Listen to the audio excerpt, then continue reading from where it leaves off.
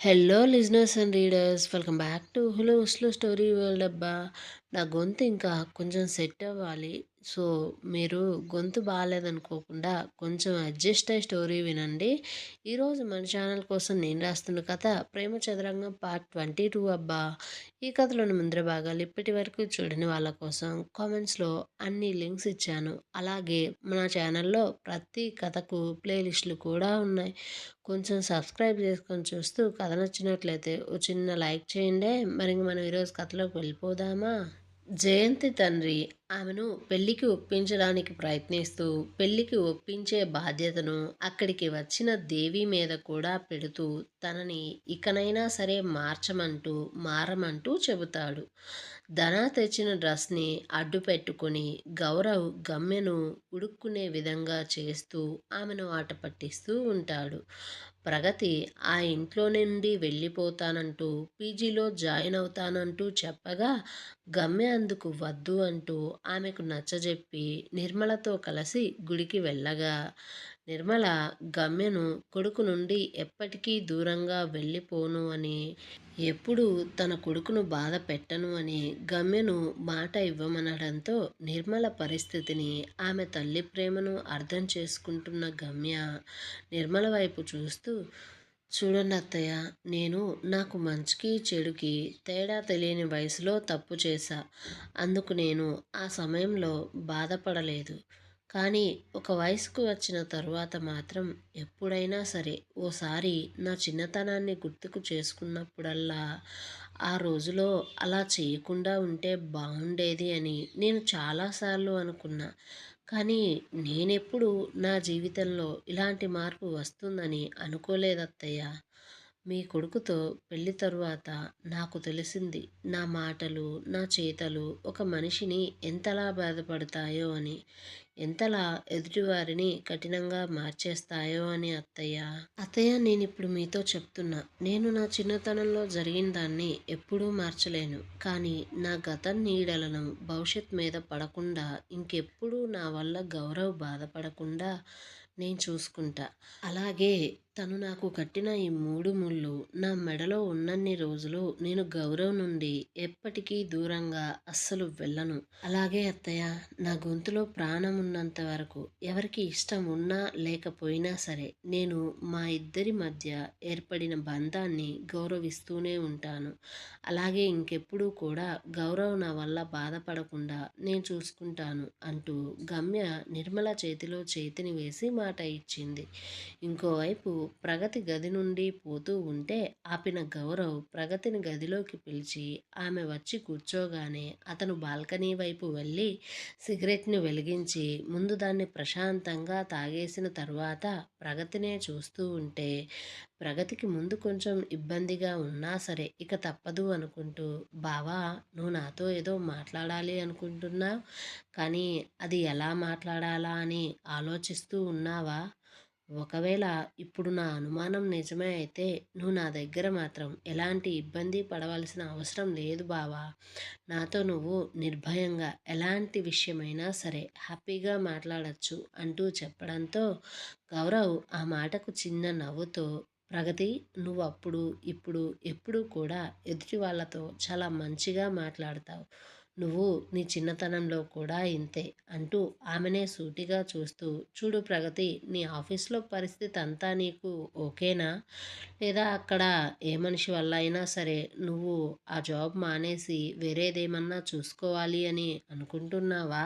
అలాగే ప్రగతి, అసలు నేను ఇప్పుడు నిన్నిలా అడగడానికి కారణం నీకు ప్రత్యేకంగా ఇప్పుడు చెప్పవలసిన అవసరం ఉండదు అనే నేను అనుకుంటున్నా అనగానే ఆ మాటలన్నీ విన్న ప్రగతినే గౌరవ్ని చూస్తూ, బావా, నీకు ఈ విషయం అంతా కూడా తెలుసా? అలాగే ఇప్పుడు నువ్వు నాతో మాట్లాడిందంతా కూడా అక్కకు కూడా తెలుసా అంటూ అడగ్గా గౌరవ్, లేదు ప్రగతి, తనకు అస్సలు తెలియదు. అయినా నాకు ఈ విషయం నువ్వు మీ అమ్మతో, నాన్నతో, అక్కతో ఆ గదిలో నీ కంపెనీ పేరు గురించి చెప్పినప్పుడు, నీకు వచ్చిన జాబ్ గురించి చెప్పినప్పుడే అర్థమైంది. కానీ ఆ సమయంలో మీ అందరి ముందు నేను ఆ విషయాన్ని చెప్పి దాన్ని పెద్దగా రచ్చ చేద్దామని అసలు అనుకోలేదు. అలాగే నేను నీ మీద అధికారం చూపించినట్లుగా ఉంటుంది. ఆ సమయంలో ఆ విషయం అందరి ముందు చెప్తే జాబ్ మానేయమని చెప్పడం నాకిష్టం లేదు. అందుకనే నీ ఇష్టాన్ని నీ నిర్ణయానికే వదిలేశా. నువ్వక్కడ ఓకే అయితే అది చాలు నాకు. ఆ విషయం తెలుసుకోవడం కోసమే ఇప్పుడు నేను నీతో ఇలా మాట్లాడుతుంది అంటూ చెప్పగానే ప్రగతి ఓ చిన్న నవ్వుతో అంతా ఓకే బావా, నాకక్కడ ఎవరితో కూడా ఎలాంటి భేదాలు లేవు. అలాగే నేనెప్పుడూ కూడా నేను చేసే పని మీదే ధ్యాస పెడతా. పక్కన వారి మీద కాదు. ముఖ్యంగా పనికిమాలిన వాళ్ళ మీద అస్సలు కాదు. అలాగే వేరే ఎవరి కోసమో నేను నాకంటూ దొరికిన గుర్తింపును వదులుకోవాలి అని అసలు అనుకోవడం లేదు. నా గౌరవాన్ని ఎదుటివారు చేసిన పనులతో తగ్గించుకోవాలని నేను అనుకోవడం లేదు. నేనెప్పుడూ కూడా ఎవరిని చూసి పారిపోను. ముఖ్యంగా తప్పు చేసిన విక్రమ్ బావ లాంటి వాళ్ళను. అలాగే ఇంకో విషయం, నా తప్పు లేనప్పుడు నేను నాకొచ్చిన జాబ్ని వదిలేసి ఎక్కడికి పారిపోను. సో నేను అక్కడే ఉంటా. నా పనిని నేను చేసుకుంటా. అలాగే ఈ విషయం ఎవరికి తెలిసినా సరే నేను ఇప్పుడు నీకు చెప్పిన సమాధానాన్నే వారికి కూడా ఇస్తా. అక్కతో కూడా ఇలాగే సమాధానం ఇస్తా అంటూ చెప్పగా అదంతా విన్న తర్వాత ఆమె సెల్ఫ్ కాన్ఫిడెన్స్ని మెచ్చుకుంటూ ముందు ముందు నీకేదన్నా అవసరం వస్తే మాత్రం నాతో ఎలాంటి మొహమాటం లేకుండా చెప్పు. కావాలంటే నువ్వు నా దగ్గరే జాబ్ చేయొచ్చు. నువ్వు గమ్యకే కాదు, నాకు కూడా చెల్లిలాంటి దానివే అంటూ గౌరవ్ చెప్పి ఇక మీదట నువ్వు ఏ పీజీలో కూడా ఉండవలసిన అవసరం లేదు. మీ అక్క ఇంతకుముందు నీతో చెప్పినట్లుగానే తను నిన్ను అడిగినట్లుగానే నువ్వు ఇక్కడే ఈ ఇంట్లోనే హాయిగా ఉండొచ్చు అంటూ గౌరవ్ అక్కడి నుంచి వెళ్ళిపోయాడు. ఇంకోవైపు మధుమిత ఆమె జీవితంలో తన కోసం ఆమె కన్న కలలన్నీ ఒక్కసారిగా చెదిరిపోవడంతో చాలా చాలా అప్సెట్ అయ్యి ఎలానైనా సరే ఆమె జీవితం ఆ విధంగా తయారవ్వడానికి కారణమైన ప్రతి ఒక్కరి మీద పగ తీర్చుకోవాలని నిర్ణయించుకుంటూ ముందుగా మధుమిత ఆమె ఎంత కలవాలని చూసినా మాట్లాడాలని చూసినా సరే ఎంతగా ప్రయత్నం చేస్తున్నా సరే ఆమెను కొంచెం కూడా పట్టించుకుని సుజన్ పని చెప్పాలని అతను కానీ విదేశాలకు వెళితే మళ్ళీ ఆమెకు దొరకడని భావించి సుజన్ ఎంతగానో కలగంటున్న విదేశాలలో జీవితాన్ని బుగ్గిపాలు చేయాలని నిర్ణయించుకుని 2 రోజుల్లో సుజన్ రిటర్న్ అయిపోతున్నాడని తెలుసుకున్న మధుమిత సుజన్తో ఆమె కలిసి ఉన్న ఫోటోలను ఆధారంగా చేసుకుని వారి పెళ్లి శుభలేఖను తీసుకొని సుజన్ తనని ప్రేమించాడని ప్రేమ పేరుతో వాడుకున్నాడని ముందుగా పెళ్లికి అంగీకరించి వారి దగ్గర నుంచి కట్నం రూపంలో చాలా డబ్బులను వసూలు చేశాడని చివరకు ఆ పెళ్లి దగ్గరవుతూ ఉంటే అధిక కట్నం కోసం డిమాండ్ చేసి అది ఇవ్వలేకపోవడంతో సుజన్ పెళ్లిని ఆపేశాడంటూ ఆమెను మోసం చేసి మరో 2 రోజులలో విదేశాలకు వెళ్ళిపోవడానికి ప్రయత్నిస్తున్నాడు అంటూ సుజన్ మీద కేసు పెట్టింది మధుమిత. దాంతో పోలీసులు ముందుగా సుజన్ దేశం విడిచి వెళ్ళిపోకుండా అతని పాస్పోర్ట్ని తాత్కాలికంగా సీజ్ చేశారు. అలా చేసిన తర్వాత ఆ విషయం గురించి ఆమె పెట్టిన కేసు గురించి ఎంక్వైరీ చేయడం మొదలుపెట్టారు. దాంతో దిక్కుతోచని స్థితిలో ఉన్న సుజన్ అతని కుటుంబ సభ్యులు మధుమితతో మాట్లాడడానికి చూడగా ఈసారి ఆమె వారితో మాట్లాడడం కానీ కలవడం కానీ ఇష్టం లేదు అంటూ తప్పించుకుని తిరుగుతూ ఉంది. మరోవైపు గుడి నుండి ఇంటికి వచ్చి చూసేసరికి ఇంట్లో జయంతి దేవి సోఫా దగ్గరే కూర్చొని వారి కోసమే ఎదురు చూస్తూ ఉన్నారు. అయితే నిర్మల రావడంతోనే దేవి, ఏంటి నిర్మల, ఇంకా కోడల్ని కొత్త కోడలే అనుకుంటున్నావా ఏంటి? గుడులు గోపురాలను తెగ తిప్పించేస్తున్నావు. అసలు ఇంతకీ దీనికి ఇంటి పనులు నేర్పిస్తున్నావా లేదా? మనలాంటి గొప్ప వాళ్ళ మధ్య ఎలా మెలగాలో చెప్తున్నావా లేదా అనగానే జయంతి కూడా వెటకారంగా, నిజమే అత్తయ్య, దేవి అత్తయ్య చెప్పినట్లుగా మీరు చేయడం మంచిది. అక్కడ తను పెరిగిందేమో పల్లెటూరు, ఇక్కడ ఉంటుందేమో సిటీ. సో చాలా తేడా ఉంటుంది రెండిటికి. కాబట్టి ముందు తనకు ఇక్కడ వాతావరణంలో ఎలా మెలగాలో నేర్పించండి అనగానే ఆ మాటకు నిర్మల మొహమాటంగా తన కోడలి ముందు అక్కను తక్కువ చేయడం ఇష్టం లేక అలాగే అక్క, నేర్పిస్తాను. అయినా చిన్నగా బయట తిరుగుతూ ఉంటే తనే నేర్చుకుంటుంది. అందుకనే కదా అలా గుడికి, గోపురాలకు అంటూ బయటకు తీసుకుపోయి ఇక్కడ వాతావరణాన్ని అలవాటు చేస్తున్నా అనగానే దేవి తనకు కావాల్సిన మాట నిర్మల నోటి నుంచి రావడంతోనే మనసులో నవ్వుకుంటూ, అవును నిర్మల, నువ్వు కూడా నాలాగే అనుకుంటున్నావా? అయినా నీ కోడలు ప్రత్యేకంగా తనంతట తానే నేర్చుకోవాలి అంటే ఒక యుగం పైనే పడుతుందమ్మా. అందుకనే నేను చెప్తున్నా విను. ఈ రోజు నుంచి నా మేనకోడలైన జయంతిని ఇక్కడే ఈ ఇంట్లోనే తనతో పాటే ఉంచు.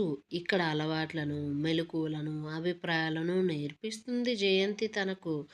చిన్నతనం నుంచి సిటీలో ఉండి పైగా బాగా డబ్బున్న వారి మధ్య పెరిగిన పిల్ల కదా మన జయంతి. సో తనకు అన్నీ తెలుసు అంటూ చెబుతూ జయంతిని చూడగా జయంతి కూడా తన అత్త తెలివితేటలకు, ఆమె వేసిన ప్లాన్కి లోపల మురిసిపోతూ, అత్తయ్య, నాకు బయట చాలా పనులున్నాయి. అయినా సరే నువ్వు చెప్తున్నావు కదా, కాబట్టి నేను తప్పకుండా ఈ అమ్మాయికి సాయం చేస్తా. ఎంతైనా గమ్య బావకు భార్య కదా అనగానే గమ్యకు ఆ మాటలు నచ్చకపోయినా సరే అక్కడ తన అత్తయ్య ఇంకా ఇంట్లో వాళ్ళు ఉండడంతో మౌనంగా వింటూ ఉంది. కానీ నిర్మలకు ఆ మాటలన్నీ చాలా ఇబ్బందిగా అనిపించడంతో, చూడక్క, ఇప్పుడు అలాంటి అవసరమైతే ఏమీ లేదు. గమ్యలో ఏ లోపం లేదు. సరిచేసుకోవాల్సినంత అవసరం కూడా లేదు.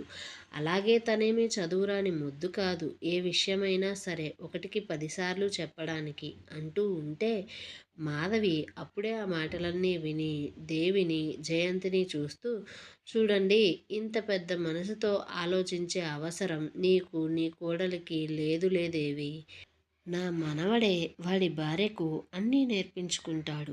వాడికి నచ్చినట్లుగా ఆమెను దిద్దుకుంటాడు అంటుంటే దేవి, జయంతి ఇంకా వారితో ఆ విషయం గురించి వాదిస్తూ ఉంటే గమ్య అక్కడికి అప్పుడే వచ్చి జరిగేదంతా చూస్తూ ఉన్న గౌరవ్ని చూడగానే కొంచెం ధైర్యంగా అనిపించింది ఆమెకు.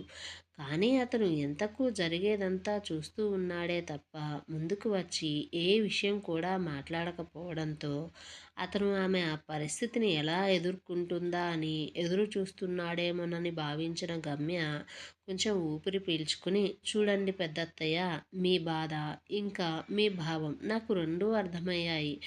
అయినా సరే నీ మాటను నేను కాదు అంటున్నా. అందుకు ముందుగానే మీకు సారీ చెప్తున్నా. అయినా ఇప్పుడు నాకు ఏ పని వచ్చినా రాకపోయినా, నలుగురితో మాట్లాడడం కుదిరినా కుదరకపోయినా, నాకైతే పెళ్ళైతే జరిగింది కదా, అది కూడా ఈ స్టేట్లోనే యంగ్ బిజినెస్ మ్యాన్తో జరిగింది. ఆ విషయం ఇప్పుడు ఈ రాష్ట్రమంతా కూడా తెలుసు. సో నేను ఇప్పుడు కొత్తగా విద్యలు నేర్చుకొని ఎవరిని మెప్పించాల్సిన అవసరం నాకైతే లేదత్తయ్య. అలాగే నా అభిప్రాయం ప్రకారం ఒక మొక్క మంచి చెట్టుగా ఎదగాలి అంటే కావాల్సింది దాని చుట్టూ ఉండే ఖరీదైన కుండీ కాదు, అందులో ఉండే నాణ్యమైన మట్టి. కాబట్టి అత్తయ్య, మన దగ్గర ఎన్ని డబ్బులు ఉన్నా సరే ఎదుటి వాళ్ళ ముందు సంస్కారంగా నడుచుకోవడం ఒకరు నేర్పిస్తే నేర్చుకునేది కాదు, అది పుట్టుకతోనే వచ్చేది. నేను ఆ కుండీలా ఉండాలి అనుకోవడం లేదు, నాణ్యమైన మట్టిలా ఉండాలి అనుకుంటున్నా. కాబట్టి మీరేమన్నా విద్యలు నేర్పించాలి అనుకుంటే అది ముందుగా నీ మేనకోడలికే నేర్పించండి అత్తయ్య. ఎందుకంటే ఇప్పుడు ఆమెకు మాత్రమే ఆ విద్యలన్నీ అవసరం. మీరు అనుకుంటున్నారు కదా మంచి బిహేవియర్ ఉంటేనే బయట సమాజంలో బాగుంటామని. మరి అలాంటప్పుడు అత్తయ్య, ఆ బిహేవియర్ మీ మేనకోడలి దగ్గర ఉంది కదా, మరి ఎందుకు ఇంకా తనకు పెళ్ళి కాలేదు? కాబట్టి ఆమె దగ్గర ఇంకా ఏదో లోపం ఉంది అని నేను అనుకుంటున్నా. సో ఆ లోపాన్ని సరిచేసి ముందు మంచి పిల్లాడిని చూసి ఈమెకు పెళ్లి చేయండి. పెళ్ళి తర్వాత ఎలా ఉండాలో మీరే మంచిగా నేర్పించండి. అలాగే అత్తయ్య, నాకు తెలిసి ఇక కొద్ది కాలంలో జయంతికి పెళ్ళి కాకపోతే మొన్ననే ఎవరో ఏదో కామెంట్లో అన్నారని చాలా బాధపడింది కదా మన దగ్గర. కానీ ఇంకా ఇలాగే పెళ్లి కాకుండా ఉందనుకో, ఈసారి వాళ్ళెవరో కామెంట్లలో రాసే బదులు ఎదురుగానే ముఖానే అంటారు. కాబట్టి మనమే తొందరపడాలి అంటూ చెప్పడంతో జయంతికి, దేవికి ఆ సమయంలో గమ్య మాటలకు బదులుగా ఏం మాట్లాడాలో తెలియకపోవడంతో కోపంతో అలాగే తననే చూస్తూ ఉంటే గమ్య మాటలను విన్న నిర్మల, మాధవి మిగిలిన అక్కడున్నవారు ఆ మాటలకు మనసులోనే నవ్వుకుంటూ ఉన్నారు. అయితే గౌరవ్ మాత్రం ఆ మాటలకు పెద్దగా నవ్వుతూ, గమ్య, నీకసలు ఎవరు కొత్తగా మాటలు నేర్పించాల్సిన అవసరమే లేదు తెలుసా? నువ్వు మాట్లాడితే ఎదుటి వాళ్ళు ఆటోమేటిక్గా నోరు మూసుకోవాల్సిందే అంటూ ఆమెను మెచ్చుకోలుగా చూస్తూ నవ్వుతూ వస్తూ జయంతిని చూస్తూ గమ్య భుజం చుట్టూ చేతిని వేసి, దట్ ఈజ్ గమ్య అంటూ తన పెద్దమ్మ ఏ ఉద్దేశంతో అక్కడికి వచ్చి ఈ విధంగా మాట్లాడిందో ముందుగానే ఊహించుకున్న గౌరవ్ అది ఎప్పటికీ నెరవేరదు అనే సందేశాన్ని ఆమెకు, ఆమె పక్కనున్న మరొక వ్యక్తికి అందించాలి అనే ఉద్దేశంతో అక్కడ అంతమంది ముందు కూడా గమ్య బుగ్గ మీద చిన్న ముద్దు పెట్టి, నా సెలక్షన్ ఎప్పటికీ తప్పు కాదు అంటూ చెబుతూ పనివారికి సైగ చేయగా వారు ఓ 3-4 పెద్ద సూట్ కేసులను బయటికి తీసుకువచ్చి అక్కడ నుంచోవడంతో గౌరవ్ వాటిని చూస్తూ పనివారితో, వీటిని కారులో పెట్టండి అంటూ చెప్పగానే జయంతి, దేవి వాటిని చూస్తూ ఒకరినొకరు చూసుకుంటూ వారి మనసులో కలిగిన ఆందోళనతో ఎక్కడ వీరిద్దరూ కలిసి హనీమూన్కి వెళ్ళిపోతారేమోనన్న భయంతో, ఎక్కడికి వెళ్తున్నావు అంటూ అడగడంతోనే మాధవి, దేవి, నీకు ఎన్నిసార్లు చెప్పా ఎక్కడికైనా వెళ్తున్నప్పుడు అలా అడగకూడదు అని, అయినా సరే నువ్విప్పుడు అడిగేశావు. పైగా ఇంకా నువ్వు నా మనవరాలికి బుద్ధులు నేర్పించడం గురించి మాట్లాడుతున్నావు. నువ్వు ముందు ఎలా ఉండాలో నేర్చుకో, తరువాత ఎదుటి వాళ్ళ గురించి చెప్పచ్చు అంటూ విసుగ్గా ఇక చేసేదేమీ లేక మాధవి అయిష్టంగానే అసలు విషయం చెప్పక తప్పదు అనుకుంటూ గౌరవ్, గమ్య ఇక మీదట విల్లాలోనే ఉంటారు. సో వారిద్దరూ అక్కడికి బయలుదేరుతున్నారు. అందుకోసమే ఆ సూట్ కేసులు అంటూ చెప్పగానే అది విన్న జయంతి గుండెల్లో రాయి పడినంత పని అయింది. ఆ మాట విన్న దేవి ముఖం అయితే మాడిపోయింది. ఏమండోయ్, మరిప్పుడు దేవి, జయంతి కలిసి గౌరవ్, గమ్యను విల్లాలో విడిగా ఉండడానికి వెళ్ళనిస్తారా? ఏ విధమైన ప్లాన్ చేసి వారిద్దరిని ఆపడానికి ప్రయత్నిస్తారు? గమ్యను పొందాలి అని చూస్తున్న ధన తను ఒంటరిగా విల్లాలో ఉండడాన్ని ఏమన్నా అడ్వాంటేజ్గా తీసుకోగలుగుతాడా? మధుమిత ఇప్పుడు ఏ విధంగా విక్రమ్ను, గమ్యను, గౌరవ్ను నాశనం చేయబోతుంది? ఈ ప్రశ్నల సమాధానం కోసం మన ఛానల్ని సబ్స్క్రైబ్ చేసుకోండి. ఈ వీడియోని లైక్ చేయండి. కథనం ఎలా ఉందో ఓ బుల్లి కామెంట్ చేసి చెప్పండి అబ్బా కొంచెం.